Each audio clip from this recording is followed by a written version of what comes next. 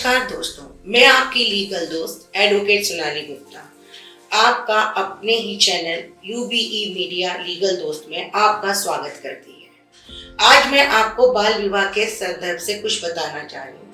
बाल विवाह का मतलब ये होता है जहाँ लड़की की उम्र 18 साल से कम हो और जहाँ लड़के की उम्र 21 साल से कम हो, और जब इन दोनों लड़का लड़की की विवाह किया जाता है तो वो बाल विवाह कहलाता है।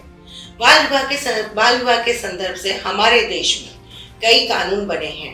पहला कानून तो हमारा देश ये कहता है कि बाल विवाह होना ही नहीं चाहिए। जो व्यक्ति इस बाल विवाह को प्रोत्साहित करते हैं, इस बाल विवाह में संयोजित होते हैं, आयोजन में जाते हैं, उसके लिए हमारे देश में ये एक अपराध की संज्ञान लिया जाता है और इस अपराध को मानते हुए न्यायालय के द्वारा उन्हें कम से कम 2 साल की सजा और 1 लाख रुपए कम से कम जुर्माना होता है। अगर किन्हीं परिस्थितियों में नाबालिग बच्चों की शादी हो जाती है तो ये शादी विधि में मान्य नहीं है, और ये शादी से अगर दोनों बच्चे सहमत हैं तो उन्हें 18 साल और 21 साल का होने के बाद उस शादी को रजिस्ट्रेशन करवाना अनिवार्य है, अन्यथा यह शादी निष्फल कहलाएगी।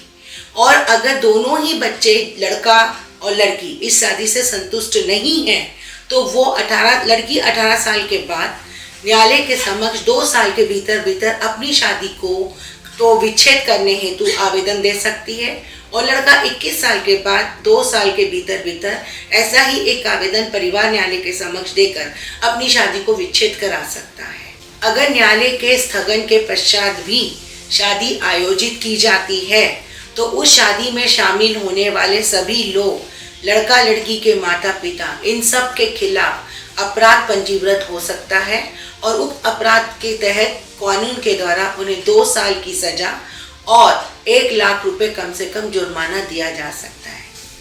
दोस्तों, अगर आपको मेरी ये जानकारी अच्छी लगी हो तो आप चैनल को सब्सक्राइब करें और बेल आइकन को दबा के नोटिफिकेशन चालू करें। धन्यवाद।